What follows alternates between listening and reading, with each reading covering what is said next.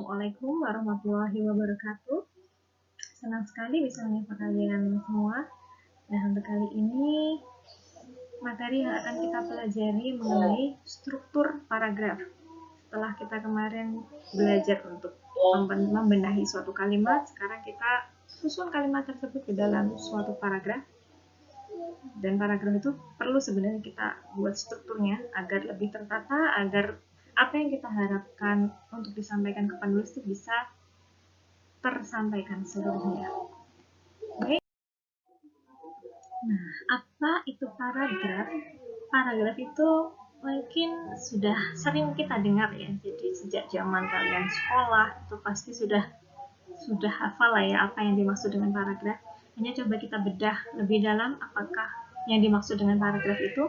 Nah, dari pengertiannya sendiri, paragraf itu adalah bagian dari suatu karangan yang memiliki satu pikiran utama yang dinyatakan dengan kalimat topik, yang dirangkaikan dengan kalimat pendukung atau penjelas, yang runtut, logis, jelas, dan memenuhi persyaratan gramatikal dalam membangun satu kesatuan makna yang utuh. Jadi kita bedah dari pengertiannya. Dalam satu paragraf, itu nanti akan ada satu pikiran utama. Jadi dalam membuat paragraf itu pasti ada satu tema, ada pikiran utamanya. Nah, di sini dituangkan dalam kalimat topik. Jadi akan ada topiknya di situ. Tidak mungkin paragraf itu alor ngidul dengan banyak topik, tidak. Paragraf yang baik itu ada satu topik di dalamnya. Kemudian setelah ada satu topik utama, itu ditambahi dengan kalimat-kalimat pendukung. Jadi ada penjelas di sana. Jadi paragraf itu jelas tidak hanya ada satu kalimat saja. Jadi pasti ada kalimat utama dan ada kalimat pendukung. Minimal berarti kalau dalam satu paragraf itu ada 2 kalimat. Karena pasti ada kontennya, pasti ada kalimat topik dan kalimat pendukung. Nah, selanjutnya ada beberapa ciri-ciri yang menunjukkan kalau itu paragraf. Kita bisa lihat dari contoh ini. Saya ambil dari Jurnal Jati, artikel yang tulisan saya. Kalian bisa lihat ciri yang pertama adalah di kalimat pertama akan dimulai dengan 5 atau 6 spasi ketukan dari pinggir kertas. Jadi akan ada tulisan menjorok. Seperti ini bisa kalian lihat tulisannya menjorok ya. Tidak di samping sini. Kemudian ciri yang kedua, mengembangkan sebuah pikiran utama yang dilukiskan dalam kalimat topik. Nah, kalian bisa lihat kalau di contoh paragraf ini ada pikiran utama di kalimat pertama. Di sini. Sampai titik ini. Perkembangan perbankan syariah di Indonesia beberapa tahun terakhir mengalami peningkatan yang signifikan. Itu adalah pikiran utama dari paragraf ini. Ciri selanjutnya yaitu menggunakan kalimat pengembang yang berfungsi sebagai pendukung gagasan utama. Nah, di sini kita bisa lihat tadi setelah kalimat pertama itu adalah pikiran utamanya, topik utamanya, kemudian diberi data-data pendukung. Jadi di sini ada kalimat selanjutnya, laporan perkembangan keuangan syariah diterbitkan oleh OJK dan seterusnya, itu ada data-data, itu adalah kalimat pengembangnya. Jadi mendukung gagasan utama, jadi menguatkan apa yang menjadi topik utamanya. Dan ciri selanjutnya adalah menggunakan kalimat penjelas atau keterangan logis dengan memperhatikan aspek keutuhan dan kepaduan. Sini ini juga yang masih berkaitan dengan ciri yang sebelumnya tadi. Di sini ada kalimat penjelasnya. Jadi laporan perkembangan dan seterusnya sampai ada data-data dari dari OJK. Ada banyak ya, ada prosentase itu adalah keterangan penjelas. Jadi seberapa signifikan peningkatannya, nah itu dijelaskan dalam prosentase di bawah-bawahnya. Ini adalah data-data pendukung yang merupakan kalimat penjelas dan berupa kalimat-kalimat penerang. Itu. Selanjutnya, ciri yang terakhir yaitu mengemukakan informasi yang mendukung gagasan pokok. yang berupa ilustrasi. Nah, ini juga dari laporan dan seterusnya ada ilustrasinya sampai ada persentase-persentase. Ini adalah informasi pendukung. Jadi akan ada topik utama dan topik pendukung. Mohon maaf, bukan topik pendukung, tapi informasi pendukung. Oke. Selanjutnya, untuk membuat paragraf yang baik, ada beberapa ketentuan sebenarnya. Kita juga bisa cek dari artikel ini. Yang jelas, pertama syaratnya adalah ada kejelasan. Di sini jelas ada topik utama. Jadi kalimat utamanya kalimat pertama ini adalah topik utama, kemudian kalimat selanjutnya ada informasi pendukung. Ini menunjukkan ada kejelasan dari paragraf ini. Kemudian dalam syarat paragraf yang baik itu juga ada ketertarikan. Jadi umumnya kalau kita mau menulis, kita lihat pangsa pasarnya, memang apakah itu menarik atau tidak. Di sini karena di Indonesia itu sudah mulai merebak syariah, maka ini sebenarnya ada ketertarikan tersendiri, ada unsur menariknya tersendiri untuk tulisan yang berbau syariah. Itu adalah ketertarikan. Kemudian ada juga kesatuan. Jadi setiap kalimat itu tidak loncat-loncat. Jadi kalimatnya mengalir dari mulai kalimat pertama itu ada peningkatan, kemudian kalimat yang kedua itu bukti dari peningkatan itu. Jadi ada kesatuan di seluruh kalimatnya. Dan juga ada koherensi dan semuanya terkait. Jadi yang tadi, yang kalimat pertama menunjukkan peningkatan yang signifikan, kemudian kalimat kedua memberikan laporan seberapa kenaikannya, seberapa meningkatnya perkembangan syariah di Indonesia itu berkaitan, itu koheren, tidak melompat. Misalnya yang pertama, kalimat pertama mengucapkan peningkatan yang signifikan dalam perbankan syariah, tapi kalimat kedua memberikan data tentang bank konvensional misalnya, itu kan tidak koheren ya. Jadi setiap kalimat tuh ada koherensi. Kemudian ada juga unsur kelengkapan. Jadi di sini dibuat selengkap mungkin.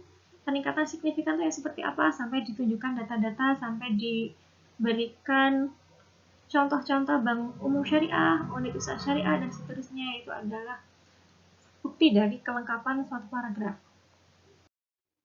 Nah, selanjutnya kita bisa lihat ada beberapa macam-macam paragraf. Yang pertama ada paragraf pembuka, ada paragraf penghubung, paragraf peralihan, paragraf penutup. Kita bisa lihat juga, kita ambil dari contoh artikel tadi, tapi secara lengkap. Jadi kita lihat di bagian pendahuluan. Nanti di bagian pendahuluan ada beberapa paragraf dan kita bedah satu persatu, yang mana paragraf pembuka, mana paragraf penghubung, mana paragraf peralihan, dan mana paragraf penutup. Oke, kita mulai ke paragraf pembuka. Jadi untuk paragraf pembuka, sesuai namanya berarti ini pasti yang di awal. Paragraf untuk membuka suatu tulisan itu umumnya akan ada di bagian paling awal. Zoom out ya. Nah, ini di bagian pendahuluan itu adalah paragraf pembukanya. Mulai dari perkembangan dan seterusnya itu adalah contoh paragraf pembuka. Bisa mungkin paragraf pembuka ini adalah yang umum dan juga yang menarik. Yang menjadi tema dari tulisan itu kita kasih di bagian awal dan menunjukkan menariknya di situ bagaimana, seperti itu. Kemudian ada paragraf penghubung. Ini halaman selanjutnya ada beberapa paragraf setelah tadi bagian paling awal pendahuluan tadi. Nah, di seluruhnya ini, jadi sini ini semua sampai ke sini, sampai yang terakhir ini, sampai di bagian sini sebelum terakhir. Jadi bagian awal sampai sebelum terakhir ini adalah paragraf penghubung, di mana nanti inti dari tulisan itu umumnya ada di paragraf ini, ada di paragraf penghubung. Kemudian ada juga istilah namanya paragraf peralihan. Kita lihat dari kita zoom out dari sini ya. Kita ambil di tengah-tengah, bagaimana sih contohnya paragraf peralihan. Nah, ini saya ambil dari situ tadi, karena namanya peralihan berarti dia menunjukkan perubahan dari paragraf pertama kemudian menuju ke paragraf ketiga.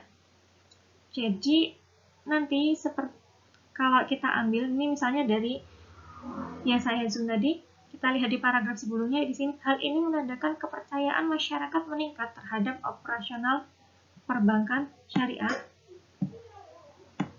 Ini ada yang dibahas dalam paragraf sebelumnya. Nah, di paragraf peralihan itu seperti yang ambil kesimpulan di paragraf pertama. Jadi dia terkait. Hal ini menandakan kepercayaan masyarakat. Kemudian di paragraf ini ada kepercayaan masyarakat, tentunya tidak lepas dari daya tarik. Jadi ada kaitannya dari paragraf pertama dengan paragraf selanjutnya. Dan juga nanti di bagian akhir paragraf ini juga nanti akan berkaitan dengan paragraf ketiga. Seperti itu adalah paragraf peralihan. Dan paragraf selanjutnya adalah paragraf penutup. Paragraf penutup umumnya ada di akhir kalimat, akhir paling akhir dalam suatu tulisan. Nah, di sini ya. Kalau di artikel ini sebenarnya kurang bagus. Jadi di sini yang paragraf penutup sebenarnya harusnya sudah sampai di sini, tapi di sini masih ada tambahan lagi. Sebenarnya harusnya tambahan ini ada di atas, harusnya loh. Tapi ya kita bedah dulu ya. Jadi kita ambil yang di bagian sini. Bagian sini saja, coba kita lihat itu adalah paragraf penutup. Anggap kalau di sini tidak ada ya. Anggap kalau di sini tidak ada. Oke, saya ambil dari situ. Dari mulai pembahasannya produk pembiayaan pensiun sudah lama dan seterusnya, dan akhirnya di paragraf penutup itu menunjukkan ada kesimpulan dalam tulisan tersebut. Nah, pada akhirnya nanti di sini kita bisa lihat kalimat terakhirnya. Penelitian ini bertujuan untuk mengetahui mekanisme dan seterusnya sampai dia mengetahui kesesuaian penerapan akad murabahah pada produk pembiayaan pensiun dengan fatwa ini. Nah, ini adalah kesimpulan dari tulisan si penulis. Jadi kalian bisa mengkaitkan dengan judulnya tadi. Di judul kan tadi dia memang menyampaikan tentang penerapan akad murabahah dalam pembiayaan pensiun, dan akhirnya di paragraf terakhir dalam introduction-nya, dalam pendahuluannya, dia menyimpulkan bahwa penelitian ini akhirnya akan bertujuan untuk membedah tentang kesesuaian penerapan akad murabahah di produk pembiayaan pensiunan. Di sini adalah paragraf penutup di mana memang kesimpulannya di situ. Kesimpulan penelitian itu di situ. Baik, ini yang bisa saya sampaikan. Semoga bermanfaat dan semoga untuk kedepannya saat kalian membuat latar belakang misalnya bisa seruntut ini ya, ada paragraf pembuka, ada paragraf penghubung, ada paragraf peralihan, dan juga ada paragraf penutup. Untuk lebih lengkapnya kalian bisa lihat di buku kalian, buku Bahasa Indonesia untuk Perguruan Tinggi. Saya juga sumbernya dari situ. Sekian dari saya. Wassalamualaikum warahmatullahi wabarakatuh.